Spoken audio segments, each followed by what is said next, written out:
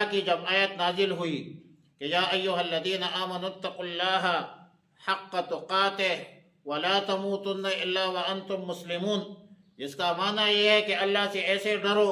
ऐसा तक़वा इख्तियार करो जैसा कि अल्लाह का हक़ है। तो सहाबा किराम पर बहुत शाक हुआ, बहुत भारी हुआ कि अल्लाह के हक़ में और अल्लाह के हक़ के मुवाफ़िक़ तक़वा तो किसी के बस में नहीं है। तो इस पर सूरह तग़ाबुन की आयत नाजिल हुई कि अल्लाह से डरते रहो